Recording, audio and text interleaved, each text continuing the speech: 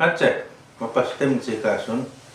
So my name is Whitehorse, and today I'm going to be talking to you about trapping and having a little bit of a discussion about all the different types of traps we have. Because right now I know we're focusing on the beaver season here in the spring, but for now I'd like to talk about the traps before we get into doing any trapping at all. So first off, there are various types of traps, and the most common that we've seen in the past are these foothold traps, and they are steel-jawed foothold traps. And you can see that, of course, you've got your spring mechanism, your locking jaws here, and your pan mechanism here. And these traps are very easy to set, very easy to use. However, these traps are not very humane traps, and because these are the traditional traps that most trappers used in the past, although now due to humane trapping practices and laws and various things like that, and just being a good steward of the land, we generally don't like to use these traps for most animals, just because they are not as humane. Because of the steel jaws here, they generally will break skin and bone and cause the animal that you're trapping a whole lot of pain and suffering. And usually they're just caught on their leg or their foot, so of course it's going to cause them a great deal of pain and suffering.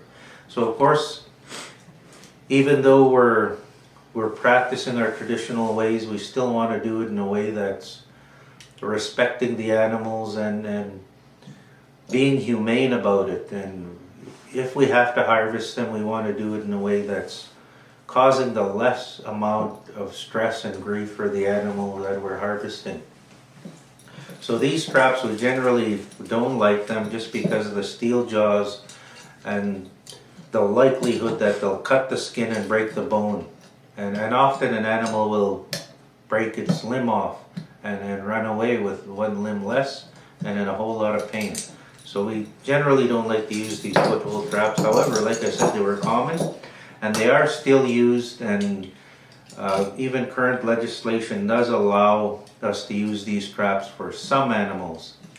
Now with these two types of foothold traps that I've got here, we can use them for smaller fur-bearing animals.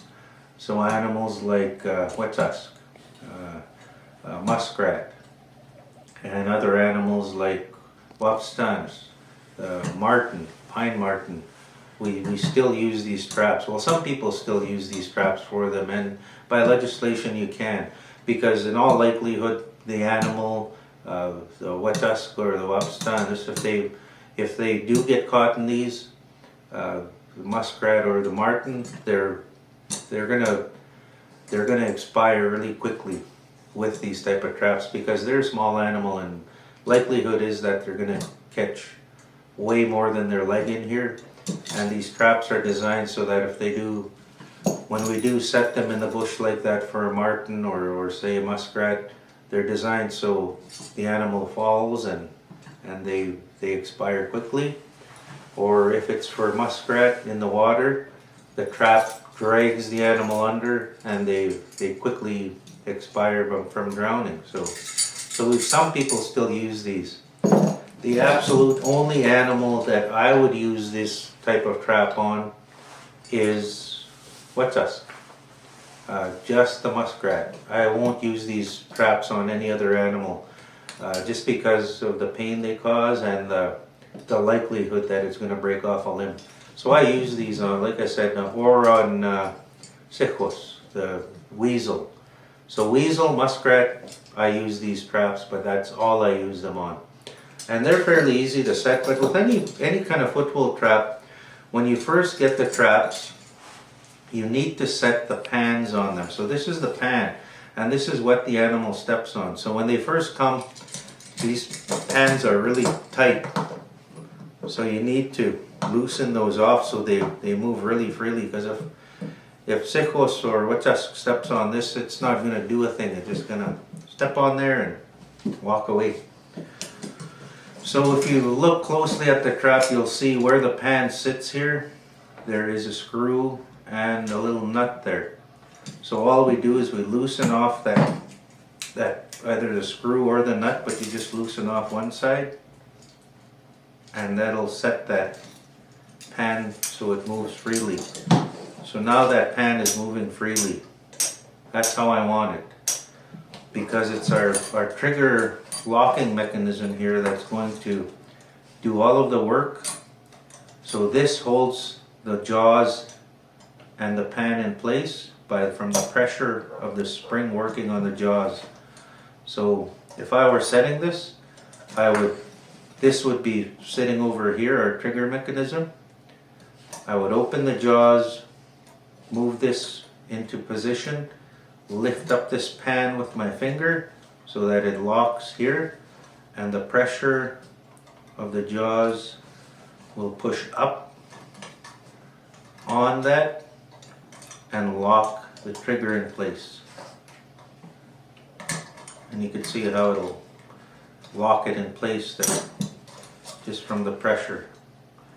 And then the animal comes along, steps on there, releases this trigger, jaws close. So I'll show you how to set this really quick. And all you do is press down on the spring mechanism here, press down on it, open the jaws, and pry the jaws apart. So these traps, because they're new, they're fairly stiff. So I've opened the jaws and I'm holding that right now, but now I want to bring this trigger mechanism over, and you'll see it hits on the jaws, and I'm going to lift up this pan here and lock that in place, hold it there, clear my fingers out of there, still holding that pan solid so that these jaws aren't closing on my hand. Now this trap for the most part is already set, but you'll see the way the jaws aren't sitting completely level. They're kind of at an odd angle. So we change that by actually moving. See, if I move it, if I move my spring away from the trigger, then it closes this jaw. But if I move my spring toward the trigger, it completely opens the jaws, and that's where I want it to be, completely open. So now once I've set that, I want to set my pan. So I very carefully move my finger away from there. Now that trap is set, and that trap is set and ready to go. So that if Wetzus came walking along and I put this on his trail or where he was eating, he comes walking along and steps in there, then he'll set off our pan mechanism here. So he comes walking along, steps in there, and he's caught. But you see what I was talking about before, where this, even just this, you can see if I turn my hammer there, you could see the dent it made in my hammer. That would actually cut skin or break a bone. However, with Wetchusk, it would hold him in place long enough. He's going to jump, and he's going to jump towards the water because that's where he feels safest. So he jumped towards the water. The weight of the trap would drag him down, and he would expire fairly quickly due to drowning. And that is about the most humane way that we could catch Wetchusk. So the trap is designed to sort of drag him down in the water. So that when you do come up, all you've got to do to get the animal out of there again, press your spring, pull the animal out, let your jaws go. So that's how the foothold trap works. But again here, like if it was a bigger animal, say a coyote or something stepped in there, he's just going to cut his his leg. It's going to cut through his fur. He's going to bleed a lot, and he's probably not going to break his coyote's leg, but it's going to cause him a whole lot of pain. But he's going to be able to pull his leg out of this trap and leave with in a lot of pain, and probably end up dying from it because it's going to get an infection in his leg and not going to be able to walk. So these myself, I only use them for weasel and muskrat. Other than that, I don't use them at all, just because I don't like the idea of any animal suffering out there. So that's a leg hold trap, and they come in various sizes. This is the smaller size. This is a number 1 LS. So you'll see on the pan it'll say the size. So this one you'll see 1 LS, and then the manufacturer details on it. So and that just means a number 1 leg set for the trap size. And you'll see this one here has 2 springs on it, so it's a little stronger because it's got twice the spring power behind it. But this one as well is a number 1 LS leg set. It just has 2 springs on it rather than the 1 spring. Of course, this one's going to close with a lot more force, and it's going to have a lot more holding power. So this, if say Umps accidentally caught his leg in there, he's probably going to be able to pull his leg out of this one. However, if the beaver caught his leg in here, unintended catch, then he's probably going to get stuck there because of the 2 springs on here, and there's a lot more power holding that trap to him. So he would actually probably get stuck in that. Again, a whole lot of pain. He's going to be getting cut because of the steel jaws. Not very humane.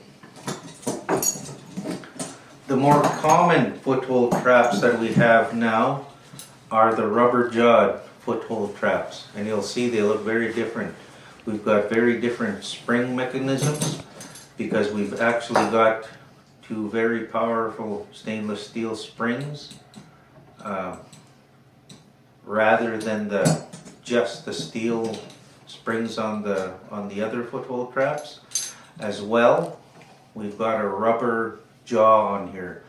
So with a rubber jaw foothold trap, these are the ones that are legislated that we can use them for trapping all animals because of the rubber jaw.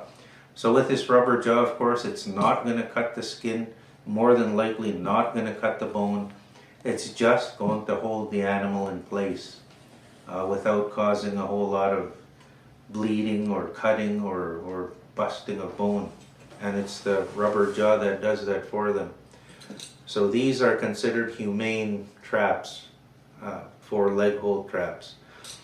And with these ones, they are again various sizes.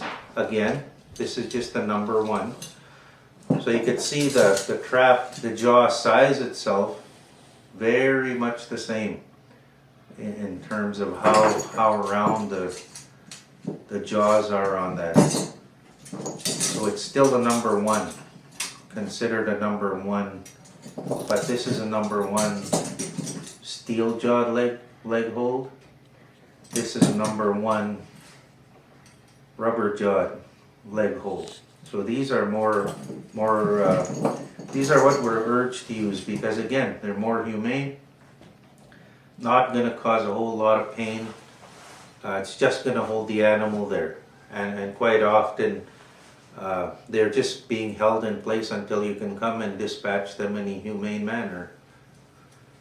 So again, these are most common for humane purposes. Now with these ones, a little harder to set just because of the spring mechanism on them. But again, with these, you just spread them open, spread open the jaws, and just like the other trap, oh, and I left my trigger on the other side. So I open them up, put my trigger on there. So again, you can see my trigger here. I'm flipping that over the jaws, putting it under my pan. I'm holding that in place, locking my pan up in place, holding it there firmly before I move my fingers. And again there, you don't have to really adjust anything other than your trigger. So I'm just going to set it so it's almost at the end. Now that trap is set. So again with this trap, far more humane because of the rubber jaw. And if the animal comes again walking along, steps in that trap, it's going to push the pan down. The trigger mechanism here is going to flip up, jaws are going to close. So he's walking along, and you can hear the strength at which those jaws close. And because of the rubber jaws, absolutely can't pull out of there. So the animal's not going to pull out of there and rip its skin off or anything like that. It is held in place by this trap. And again, the only way I could get him out of there is come walking up, push my two springs apart, and get my animal out of there. So again, a far more humane trap for in terms of leg hold traps. So even with this size number 1 rubber jaw leg hold trap, I would use these again for muskrat, because this is a very heavy trap, and I prefer these for Wachusq because of the weight of it. When Wachusq gets trapped in there, if it doesn't dispatch him immediately, he's going to jump into the water, and that trap is going to drag him down, and it's not going to be a whole lot of suffering. He's going to be dispatched really quickly. So very humane for Wachusq. Now this size of trap we could also be using for the bigger game, like again marten, fisher, even coyote. Some people use this number 1 foothold for coyote because there's no way a coyote can pull his leg out of there. However, with this type of foothold trap, they're a little bit harder to prepare for trapping for something like a coyote or a lynx even, just because their nose is so fine-tuned they could smell the trap easily. Now with the old traps, what our Muslims and our Tapans used to do is boil these traps in something like spruce boughs to take away all human scent. Guess what happens if you do that to this trap? Your rubber is going to melt, and even if you can take off the jaws, but even if you can boil this trap to take off the scent, it's going to take the temper out of your spring, making the trap way weaker. So these traps, if you want to take the time to get all the scent off of them, soak them in something like a de-scenting agent. They sell them in stores that'll take away all human scent, but they're really hard to use for anything like coyote or lynx because they can smell any of these parts, and especially it's not like the old ones. You can't just boil them. You ruin the springs, you ruin the rubber. So the more common traps and the traps that I like to use are the Conibear traps. So Conibear traps are considered humane because they're classified as an instant kill trap. And that's because they do exactly what it says they do. It's instant. Little to no suffering from the animal because these traps are designed to close right on their head or on their neck, which makes it an instant kill trap. So these are the more common traps, and the traps that I like to use, just because of the fact that they are instant kill, and it's not causing the same amount of stress on the animal. Quick and humane, the animal doesn't suffer, and that's what we want to do, especially as trappers and as Nihiawak. We've got a special respect for the animals. We're there, we're harvesting them for our needs, so we want to make sure we show respect by making sure they don't suffer. So I prefer to use the Conibear instant kill trap. Now with Conibears, there are various sizes. There's I think 7 different sizes of Conibear traps. This is the most common. This is a 110. Now when I say 110, there are special reason why they call this a 110 Conibear trap. Because you see they're very different. It looks a lot more complicated, but it's got 2 jaws, 2 jaws on each side, so 4 jaws that are controlled by this very powerful stainless steel spring, which is very tempered at a very high temperature. So it's rarely loses its spring strength on it. So with these, again, they can be much more dangerous to set than the leg hold. With the leg holds, we can usually just step on the springs and set those. With these, a little bit more complicated. But you just have to take your time and be careful with this type of trap. So with any kind of Conibear, you always have something special that comes with it. And this is a safety catch.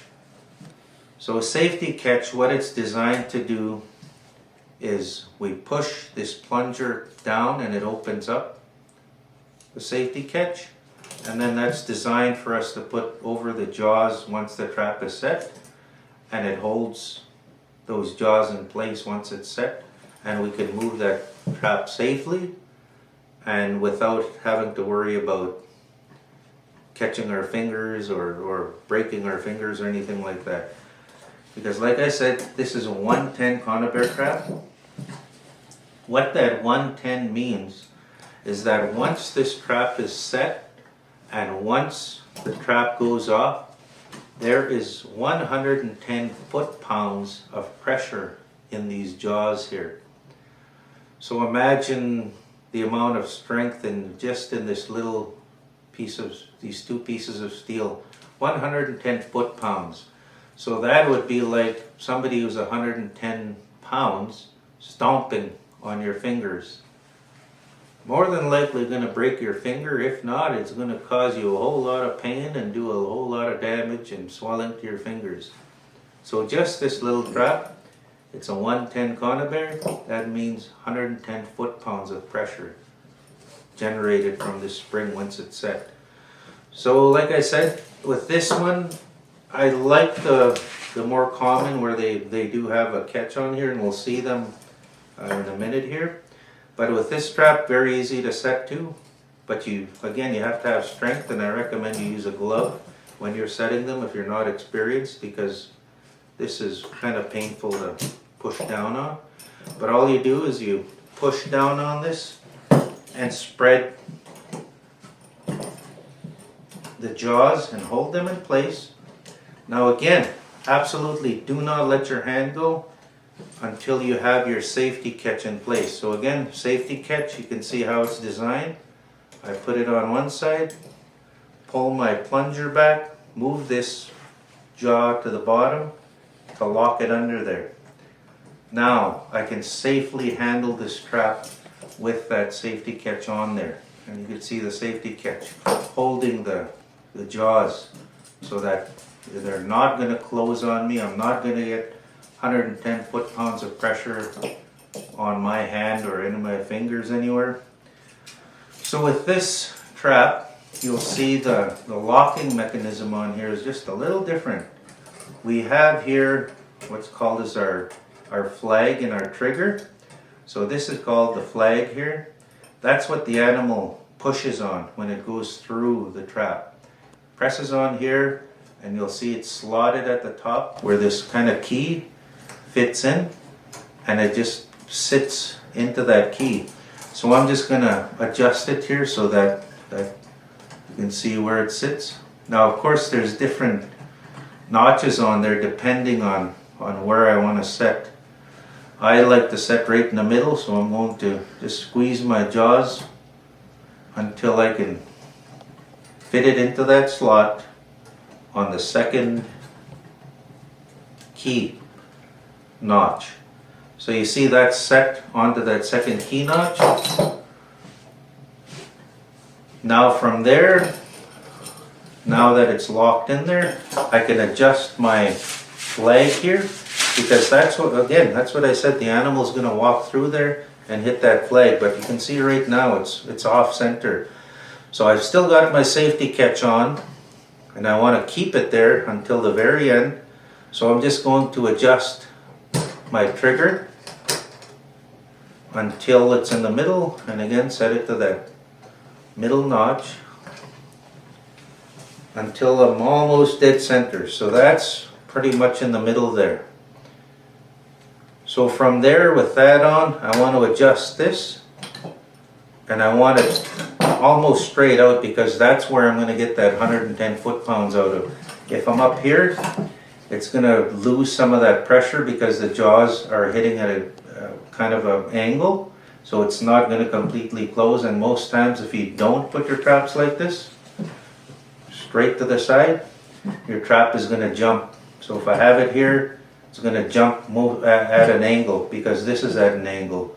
So one spring is going to, your jaws are going to close in different directions. So you always want to make sure these are level so that the jaws close evenly. So I'm still holding my trigger in place here.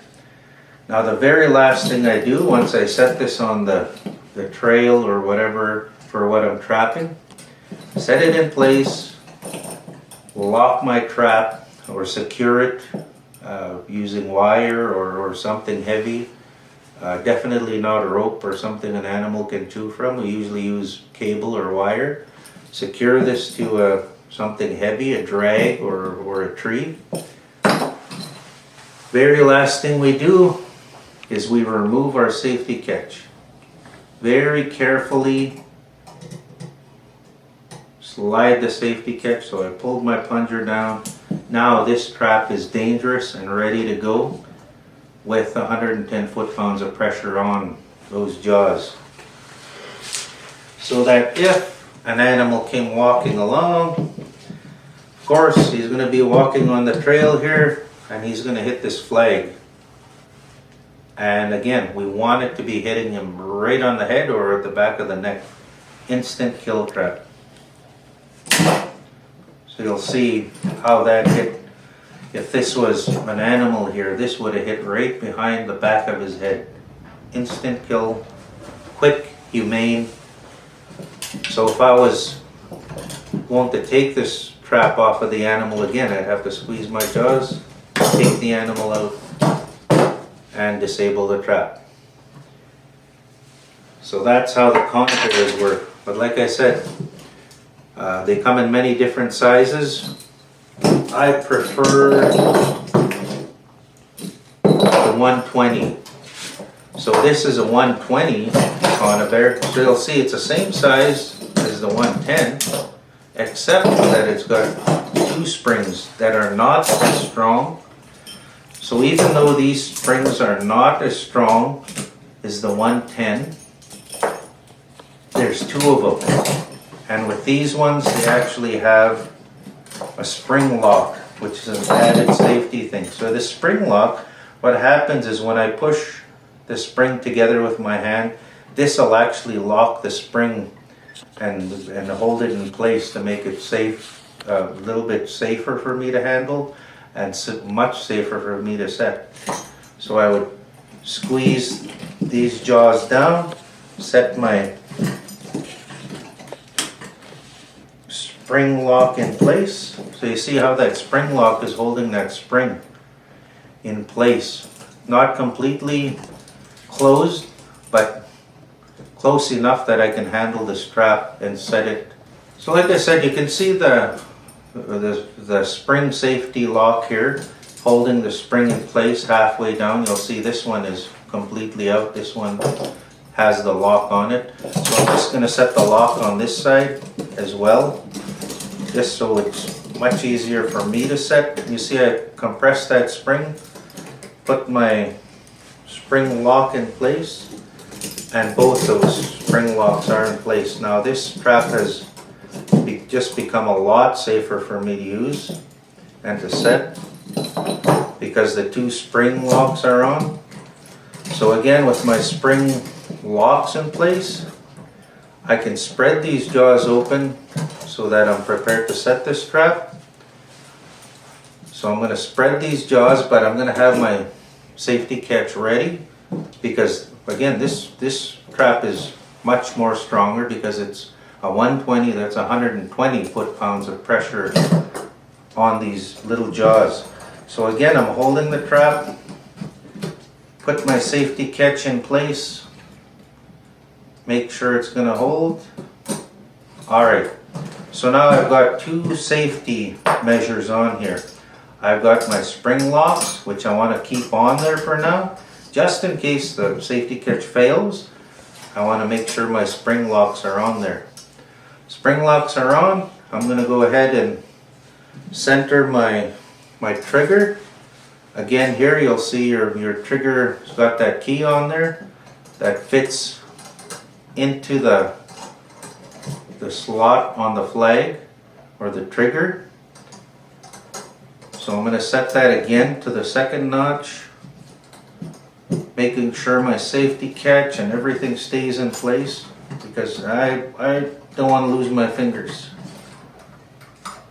So again, second notch in place. I'm going to hold my finger pressure down on there, level off my springs, center my trigger.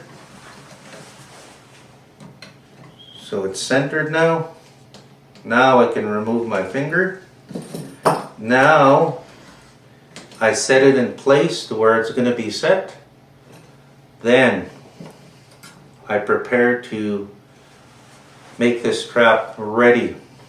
So first thing I've got to do, remove my spring locks. Very important because if you forget these, trap's not going to close. So remove my spring locks, make sure they're out of the way and hanging off to the side.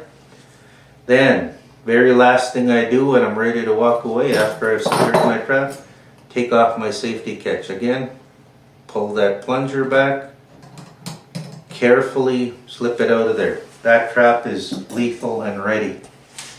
So again here, the hope is that any animal you're trapping comes along, goes directly on the trail, and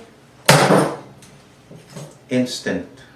No suffering, no grief caused for the animal, and we've just done a successful, respectful harvest. So again there, the animal absolutely can't, that's 120 foot-pounds of pressure holding that down. Animal can't get out of there. So again, releasing, squeeze my springs, take my animal out. Very important, a lot of people make this mistake. Absolutely do not close, put your springs down and put your spring locks on them and store your traps like that. If you do, you're going to lose the strength of your springs. So you never keep that spring lock on until you're going to set your traps. Very important. You want to take care of your equipment and make sure that they're working effectively. So don't press the spring down and lock those all the time. Just when you're ready to set. So that's how we set the Conibear traps.